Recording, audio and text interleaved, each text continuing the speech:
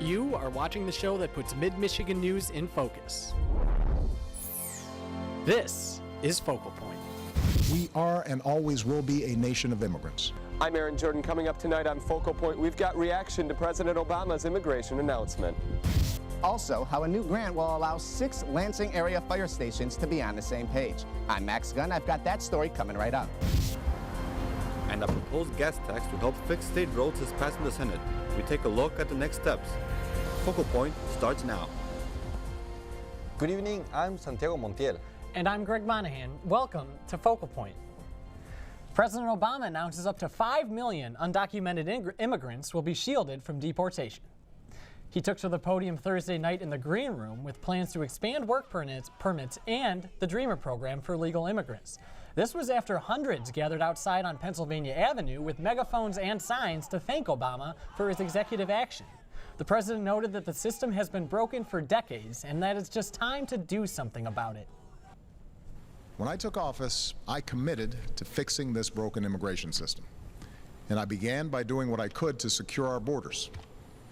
Today, we have more agents and technology deployed to secure our southern border than at any time in our history. Republican House Speaker John Boehner says that Congress will now try to block the president's plan, saying that he's making a serious mistake with immigration reform. And here in Michigan, reactions to the President Obama's announcement, they varied. For one former MSU faculty member and an immigrant from Guatemala, the issue of immigration hits very close to home. But a local senator has concerns about the president possibly overstepping his constitutional boundaries. Focal Point's Aaron Jordan shows us both sides. For Oscar Castañeda, President Obama's announcement could not have come fast enough. But there are not enough details for Castañeda to know whether it will truly affect him. Despite this, he is happy to see something done. I think that he's doing a great thing for this country, and I am so happy that somebody's taking action. But not all agree with the president's decision. Republican Senator Rick Jones says he's concerned with the constitutionality of this executive order. Because the president didn't work with the Congress, that he just made a decree that there may be lawsuits that are, I don't know what the Congress may do. Jones also says he's not opposed to changing immigration law. So I think we should seal our borders and come up with a good system, a green card. You want to come here and work and take a picture and take fingerprints and issue cards and let people work. That's fine. Whatever happens, Castañeda says there simply needs to be change. My own lawyer sometimes doesn't have answers for my questions. That tells you about a complex system that doesn't work straight, and it needs to be fixed. And if they come up with a law that doesn't help me, so be it, and it's fine, but then I will know the rules of the game and I can make my decisions. Castañeda has lived in the country for 22 years. For Focal Point, I'm Aaron Jordan. Castañeda previously worked at Michigan State for the Geography Information Systems Department, but lost his job because his work permit expired. And 2 Michigan nurses are taking their same-sex marriage case to the Supreme Court. Right now, Michigan is one of only 15 states with this ban. Earlier this month, the 6th Circuit Court of Appeals decided to reverse the U.S. District Court's ruling denying marriage rights to same-sex couples. Gay marriage supporters are hoping for a Supreme Court ruling by next June. And also, for years, firefighters throughout the greater Lansing region have struggled to work together, providing quick and efficient services. Now they are training to eliminate that struggle. Focal Point's Max Gunn explains how. Here at the Delta Township Fire Department, training is happening all the time. It's essential to the safety of both the firefighters and the people they protect. And according to Delhi Township Fire Chief Brian Ball, it's about to make everyone's job easier. Instead of Delhi having to build and staff 2 more fire stations, I can now use the city of Lansing for assistance and trust that they have been trained. This is all thanks to a state grant of almost $1 million that will be given to 6 Lansing area fire stations. We'll get more specialized equipment, ballistic helmets, ballistic vests. We'll get more medical treatment equipment, cots, heart monitors, CPR machines. In addition to safer equipment, the grant also allows for blue card training, which will enhance communication between the 6 fire stations in emergency situations. Now, Chief Ball said it seems like it would be common sense to have all 6 fire departments in the region have the same communication lingo as well as the same safety equipment. But the difference now is that they finally have the resources to do so. Worked for the city for 9 years. Grant Project Administrator Marie Wicks has been working on it for nearly 4 years and calls this project an insurance policy. If you have, God forbid, you know, an active violence incident or another 9/11 or a huge fire or catastrophic weather event, those are the people who are going to respond, and they need to be trained in what to do. Chief Ball said he was excited when the grant finally passed earlier this month. In the times we live in, and knowing what's going on in the world around us, hopefully it never does, but we're going to be prepared in case it does. The new equipment and training is expected to arrive in January. For Focal Point, I'm Max Gunn. The funding for this grant comes from the State Department of Treasury's Competitive Grant Assistance Program, which provides grants to departments that collaborate services or consolidate with one another. And gas prices, they're down again. AAA Michigan says the price at the pump is averaging less than $3 per gallon. The Auto Club says that's about 28 cents than this time last year. AAA also estimates that the retail price for gasoline, they expect it to stay relatively low this winter season across the entire country. However, here in Michigan, that could all change because the state Senate has approved increasing the gas tax over the next 4 years to fix Michigan roads. As Focal Point's Tyler Clifford reports, this bipartisan vote is now waiting to be considered by state reps. Governor Rick Snyder says there's a need for more road funding, and Republican Senator Rick Jones believes all legislators can agree. The governor has determined we need 1.2 to 1.5 billion to really maintain the roads every year. How we get there is the big question. Republicans passed a bipartisan bill 23-14, with 10 Democrats supporting a gas tax increase. If passed in the House, the bill would replace the 19-cent per gallon tax on regular fuel beginning April 1st. But some drivers say they are okay with the tax hike as long as the money is spent accordingly. But the most important thing is we want to know we're getting a bang for our buck, so we're not driving down any road here in Michigan and still finding the gigantic potholes. I want to see that it's going to be dedicated to that, not buried somewhere in the back of the bill. Now we're in the lame duck season, the transition phase between the last election and the next legislature in office. Legislators now have 3 weeks to get any bill passed and signed, or it'll be taken care of next year. It isn't clear when the House would consider the bill, but Democrats have negotiated to discuss restoring cuts to Michigan's homestead property tax to go with a gas tax. If it's not done in those 3 weeks, we adjourn, we go home, and nothing happens, and we have to come back in January and start all over again. It must be passed and signed to expect construction to begin next summer. I don't want to see taxes go up, but the reality is people are paying this anyway. You know, every time you hit a big pothole and, you know, you have rims that get shattered or you have bumpers that get, you know, demolished. I'd rather we pay it at the pump and I don't have to hit the pothole and bring my car to the mechanic for a day. I mean, my wife and I have 11 grandchildren and 2 great-grandchildren, and we want the future to be bright for them going forward and not to have to struggle on whether they put gas in their vehicle or food for their families, and that's most important. For Focal Point, I am Tyler Clifford. Governor Snyder says the legislature could also take up bills to raise more revenue from heavy trucks that use Michigan roads. And Black Friday is right around the corner. Many are already scoping out the deals and planning when they will get in line for items on their wish lists. Some retailers are sticking with the trend to open early. For example, Best Buy opens at 5 p.m. Thanksgiving Day. Walmart, Target, and Macy's plan to open doors an hour later at 6 p.m. However, other stores are waiting until Thanksgiving celebrations are over, saying they will remain closed to give employees more time with their families this holiday. And also the annual Silver Bell celebration is tonight in downtown Lansing, and Focal Point's Michaela Robertson tells us how businesses are preparing for the festivities. There's joy in the air. Silver balls, silver bells, silver bells, silver bells. It's Christmas time in Lansing.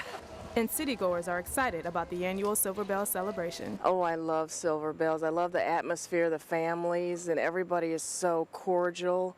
It's like one big happy family. There are annual attendees. Well, I've been coming to Silver Bells for at least 10 years. and I like to come because it's very festive and it starts off the Christmas season for me. And excited newbies. Never been to the Silver Bell, and it's going to be my first time tonight. But everyone looks forward to a great night. Such a fun event, and afterwards they light the tree and then there's fireworks, and it's just such an awesome holiday event. Celebrating the 30th annual celebration of Silver Bells here in the heart of Lansing. Not only are residents excited about tonight's events, but businesses have spent weeks getting prepared. We've just been prepping away pretty much for the last week now, just stocking up, getting ready for whatever's gonna come. We are ready for it. We've been slicing meat, prepping sandwiches, and macaroni and cheese for all the little kids, and making hundreds and hundreds of pies. However, newer businesses look to others for guidance. We opened last December, so we just barely missed it. So this will be our first one, but we've been asking around the other businesses, and they pretty much told us just be ready. Ready to feed thousands. We anticipate, I think, 150,000 people will be down here. Hopefully they all want a piece of pie. For Focal Point, I'm Michaela Robertson. And continuing the celebrations, the Silver Bells 5K will be tomorrow morning at 10 a.m. And a petition to ban smoking on Michigan State's campus is making its way around town. We'll show you how students are reacting to the possibility of that. And many people jump at the sight of a snake, but we'll take you inside one MSU student's apartment for a closer look at his passion for the reptiles. There are moments of triumph, of discovery, and achievement. But what makes these moments possible? It's the early mornings, the late nights. It's having the will to persevere. So let's take a moment to celebrate. But more importantly, let's salute the will it takes to get there. Spartans will. When I was green, greener than the hill, where flowers grew and the sun shone still. Now I'm darker than the deepest sea. Just hand me down, give me a place to be. And Michigan is starting to get cold at this time of the year, but the facial hair is coming out for a different reason. Focal Point's Amanda Chodnicki tells us the meaning behind the extra scruff this month. Mustaches, long beards, short beards, and this November, lots of new beards. My mom hated it, so naturally, of course, I had to start. But more than that, MSU junior Nick Hartman is putting away his razor for a cause called No Shave November, also known as Movember. I actually realized it was to promote men's health. Being a diabetic himself, Hartman says he's a big health advocate, which is even more of a reason to not shave and donate his shaving money instead. Even if someone is just growing a beard because they heard it was Movember, sure, we encourage it. John Buckler, president of the Great American Fierce Beard Organization, or GAFBO, also encourages the growing of facial hair. This particular beard I stopped trimming a little over 5 years ago. Buckler says GAFBO is a really charitable organization that works on giving back to the community. One of the founding members was diagnosed with cancer, with testicular cancer. And then that's when we donated money to the American Cancer Society for every day, week, or month that we didn't shave. But initially, GAFBO started as a lark, as a joke, like just a, hey, who can grow the fiercest beard between our group of friends. people aren't the only ones getting involved in the cause this month. Businesses like Hopcat in East Lansing are also joining in on the fun. General Manager Rick Smith says this is the first time Hopcat has got involved in Movember, and customers are loving it. It's got a big mustache on the menu. People go, what's the mustache for? Well, it's then it leads into the whole story about Movember and what we've been doing. For the rest of the month, Hopcat is donating $1 from each purchase of their 5 select beard beers. For Focal Point, I'm Amanda Chodnicki. If you'd like to get your Movember on by donating to the cause or creating your own fundraising page, visit us.movember.com. And tonight we're learning more about the tragic death of an MSU student. And it's all hands on deck at Spartan Stadium. We're looking at snow removal efforts ahead of Saturday's game. But first, we've just learned one of the commencement speakers at graduation in a few weeks is one of our own. Focal Point's Michaela Robertson joins us now. First of all, congratulations, Michaela. Thank you. What was your first thought when you heard about this good news? Well, guys, I was really excited. It's always been a dream of mine to speak at graduation. I wanted to do it in high school, but things didn't really work out, so I figured, why not try in college? Well, Michaela, congratulations again, and now you can give us a report on campus. All right, guys. Well, for your on-campus report, the death of an MSU freshman from Beijing is now being ruled accidental. The East Lansing police say 19-year-old Jia Yi Dai's blood level was 0.415 at the time of her death. The international student was found unresponsive when police were called to a house on Pine Oak Drive during move-in weekend in August. The East Lansing Police Department is responding to this tragedy by reminding students to drink responsibly. They also note, under Michigan's medical amnesty law, minors who call for help in a medical emergency will not be charged in a minor in possession charge. Now, 7 Big Ten schools are currently having a campus-wide smoking ban. MSU might join them thanks to students petitioning for a smoke-free university. Focal Point Santiago Mateo has more. Smokers on campus are at risk. Not a health risk, but a different one that might ban their smoking privileges from MSU's campus. It's nothing personal towards the smoking community. It really isn't. MSU junior Tristan Worthington created this petition, which already has about 1,500 signatures. But Worthington says there is no minimum required before they present their claim next semester to the Board of Trustees. So we'll be talking with them and making a proposal for a referendum to change the current policy and make it a whole campus ban. Some students, though, are not happy about having to give up their habits while they are on campus. So that would just be a pain in the butt, One of the biggest issues for smokers is walking in the cold weather to get a cigarette. Yeah, that's an unreasonable expectation. With this ban, smokers from South neighborhood, the building right behind me, would have to come all the way over here to the limit between East Lansing and MSU just to smoke a cigarette. Worthington says that the biggest issue with the current policy is the lack of enforcement. Currently, students have to be 25 feet away from buildings to smoke. That's totally not enforceable. People see all the time, people are smoking right outside of entrances and exits, and that's really what we've been getting a lot of complaints about. So I feel like banning smoking on the entire campus is just, I feel like it's just out of the question. As of now, the Board of Trustees and Worthington haven't scheduled a meeting. For Focal Point, I'm Santiago Montiel. Petitioners expect to have 2,000 signatures by the end of today. The petition can be found at change.org by typing Michigan State Smoking. The infrastructure and planning for the MSU facilities team at MSU normally deals with icy roads and snowy sidewalks this time of year. But this week they've added removing snow from Spartan Stadium to their to-do list. The snow had piled between the bleachers after East Lansing's first big snowfall. This is the first time in more than 25 years that the stadium has had to be shoveled before a football game. Over 100 people from the infrastructure planning and athletic department and the custodial services started clearing the snow at 6 a.m. on Thursday. Crews were equipped with backpacks, blowers, shovels, and salt. The cleanup was finished just in time, and the 75,000 seats in the stadium are ready for fans on Saturday. I'm just really impressed with everybody's work. Everybody did an amazing job, and we didn't think we were going to be able to do it. We had 2 days to get this done, and we're getting it done. Salt will be spread on all the stairways and walkways before Saturday's game kicks off. The U.S. Capitol Christmas tree has arrived in its final destination ahead of the holiday. The 88-foot spruce was picked up on October 29th in the Chippewa National Forest, loaded onto a truck, and ventured through 8 states on its way to the Capitol lawn. The tree even visited Spartan territory during its tour. It briefly stopped at MSU on its way to Washington, D.C. It was on display during 2 public events hosted by MSU's Department of Forestry and the College of Agriculture and Natural Resources. Then, the tree hit the road again for the Henry Ford Museum in Dearborn, Michigan. It's now in its final display at the Capitol, where tree viewers can see the lighting of the tree take place December 2nd. Next up, we'll have the story of an MSU student with a hobby that might make your jaw drop. Focal Point's Greg Monahan explains more.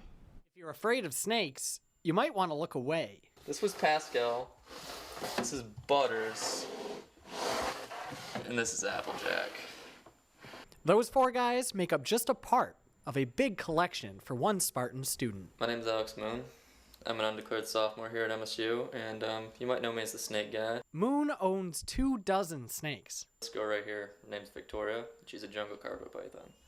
For almost a year now, Moon has been raising snakes at his East Lansing apartment and at his parents' house in Grand Ledge. How I got into snakes, well, that's a long story. I would say I got into a project with my cousin, and I liked it a lot.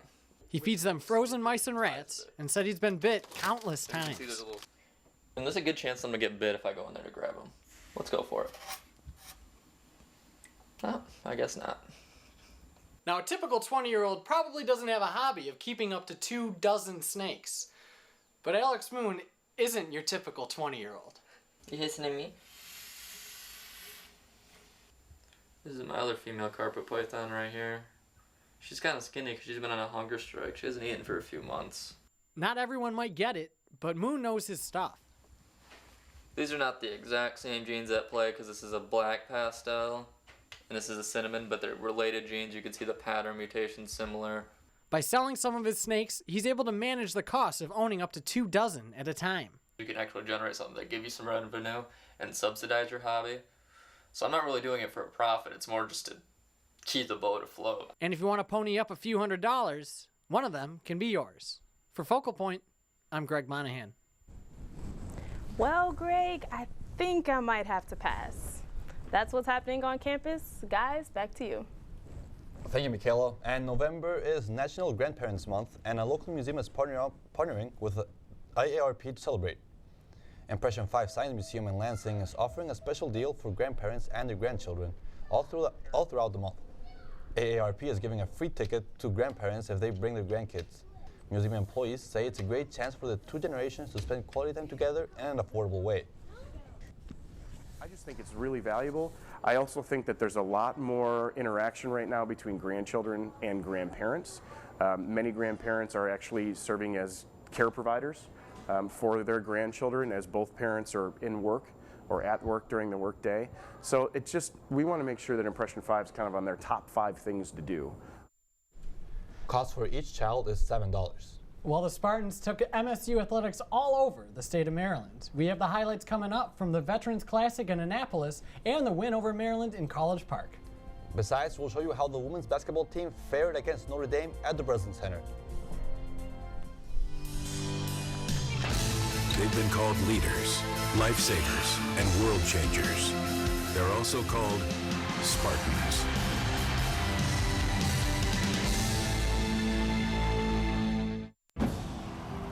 There are moments of triumph, of discovery, and achievement. But what makes these moments possible? It's the early mornings, the late nights. It's having the will to persevere. So let's take a moment to celebrate. But more importantly, let's salute the will it takes to get there. Spartans will. The MSU football team looked to bounce back after an embarrassing loss to Ohio State as they took on the Maryland Terrapins. MSU headed to College Park, and the story was the Spartan defense and ground attack. Jeremy Langford ran for 138 yards and 2 touchdowns, and the defense forced 3 interceptions, including 1 return for a touchdown by R.J. Williamson. MSU improved its record to 8-2 on the season, including a 5-1 mark in the Big Ten. With just 2 games left of this season for MSU, including a noon matchup tomorrow against Rutgers on Senior Day at Spartan Stadium. And the men's basketball regular season got underway a week ago as the team traveled to Navy. The Spartans got off to an early lead, but the midshipmen kept the game close throughout, with MSU eventually winning 64-59. Michigan State was 8 of 19 from beyond the three-point line, led by senior guard Travis Trice, who scored a career-high 25 points. Tom Izzo started off his 20th season with a victory number 469, third for all-time coaches in the Big Ten. But things did not go so well this Tuesday for the men's basketball team as the team lost 81-71 against the Duke Blue Devils. The 18th-ranked Spartans were underdogs against number 4 Duke and could not quite keep up with Mike Krzyzewski's squad. Brandon Dawson was the star of the night for the Spartans as the senior led the team with 18 points and 9 rebounds. But the Blue Devil offense just was too much, shooting 54% from the field, including half of their 14 three-pointers. After the game, Tom Izzo said he's hoping his team could get healthy soon. some guys out that we need to get back in there just for a substitution pattern, that's all. It's not like anybody's going to necessarily be the greatest, although I think Javon Best is going to really help us. And we got to get Bryn Forbes healthy. You know, there's 3 perimeter guys that are, you know, struggling with that, and we get that done, and we're going to get a lot better. The Spartans just finished up a home game against Loyola with a convincing 87-52 win. Now, Michigan State women's basketball just fell Wednesday night against Notre Dame at the Breslin in a top 15 matchup. Number 3 Notre Dame beat number 15 MSU 71-63, playing neck and neck with the Irish for most of the game. Poor free throw shooting in the second half, 5 of 16, harmed the Spartans, as well as the 28 points scored by Notre Dame's star Jewel Ford. For MSU, Ariel Powers recorded a double-double with 27 points and 11 rebounds. Head coach Suzy Merchant is now 20-31 when facing ranked teams, and says she's looking for more consistency out of her team. In there, you can't just play for front of jerseys. You have to play everybody with the same standard and set your own standard of excellence, you know. And I know it's easy to get up for big games, but what gets you in trouble is when you start doing this, you crash and burn, you know. And we had some of that a little bit last year early in the non-conference, and we don't want that to happen. So. The Spartans' next opponent is Indiana University of Purdue this Sunday with tip-off at 2 p.m. And after a fantastic season, the MSU men's soccer team earned the 3rd overall seed in the NCAA tournament. It now marks 3 consecutive years that the team has made the tournament after reaching the Elite 8 last year. The Spartans ended their regular season with 11 wins, 4 losses, and 5 draws, including a 6 wins, 2 losses, and 2 draws at home. MSU will play their first tournament game at home on Sunday against the Oakland Grizzlies at 1 p.m. That's what's happening in sports. Greg and Santiago, back to you guys. Tyler, thank you so much. Finally tonight, the rock on MSU's Farm Lane is really made a lot of ski and snowboard action after this recent big snow. The Michigan State Alpine Ski and Snowboarding team, along with the Spartan Ski Club, hosted their 2nd annual Rail Jam today.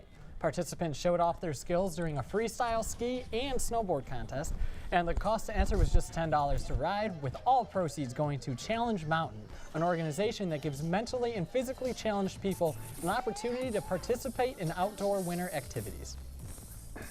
And well, that's the show for tonight. We now leave you with sights and sounds from this evening's Silver Bells tree lighting and light parade in downtown Lansing. Good night, everybody.